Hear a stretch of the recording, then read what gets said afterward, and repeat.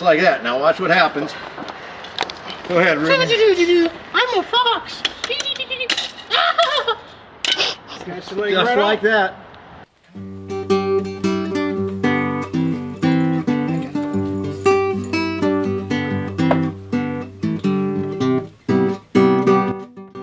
Every once in a while in the world of barn finds you come across something really special. This time I've come across something really special. Let's unbury it and find out what we have here. Well, as some of you old hot rod experts know, this is a Chevrolet. Used to be a taxi actually. But what year is it? Well, let's take a look at the headlight bracket. See those two unequal arches? That makes it a 1932. That's the only year they had those. And this thing was last licensed in 1976. That's because the current owner bought this truck, or I guess you can call it a truck, this taxi, from the Arlington Airport in Washington State, and drove it home from the airport and parked it in this barn, and there it sat. So it spent its entire working life as an airport taxi of a small airport. But let's take a look under the hood here after we get it unburied, and we'll see what kind of engine it had. We got all kinds of stuff. This thing, it's just been sitting here for a long time and been buried beneath all kinds of debris. Just gets stacked on and on, and there we go. See if we can get it loose and get it open. Take a look at this motor.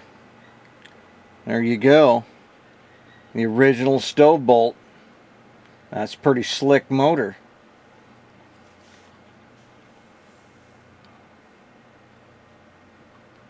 There's the data plate. And you take a look at the data plate, and it doesn't really give you the year, but it gives you a lot of data on it.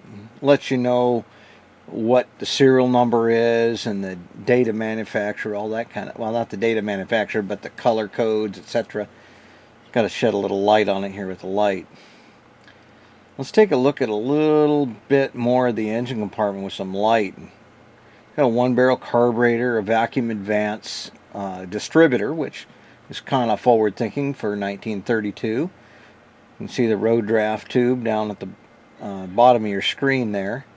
And your heater hoses going back there to heat the taxi up in the wintertime. Here you go. Here's a side view. Look at the sheet metal in this thing. It's in such pristine condition.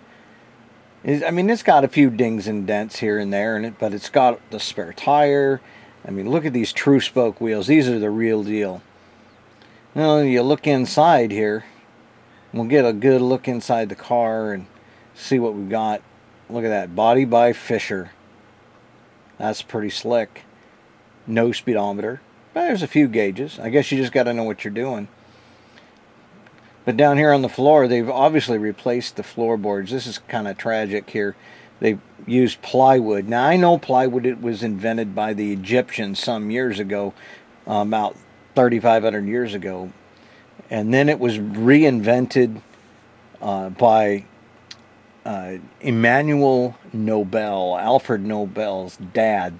The guy that did the Nobel Peace Prize that invented dynamite. Well, his dad invented modern plywood. Well, they used it. Look at that. Even on the roof, they used plywood. Which is, that'd have to be replaced if you wanted to do a real restoration. You'd have to do some research and figure out what was originally in there. But like any company, you know, they got a vehicle, they want to make it work. This is what they did. But it's showing its age there. Fortunately, though, it's been in this barn for so long that all it's done is gotten dusty and covered with stuff. There's an extra radiator there. In case you need parts, you can have that one rebuilt. Got the seats in there all piled up. You really couldn't get in and sit in the car. I would have got in there and sat behind the steering wheel just to see what it felt like to drive a 1932 Chevy taxi. But it's a beautiful, beautiful car. It's got suicide doors. I mean, look at that dashboard. Isn't that a sight to behold? And the trunk was actually a trunk. It looks like a steamer trunk. And the hood opened up from either side. It's called a clamshell hood. And those stove bolt Chevy engines were just amazing.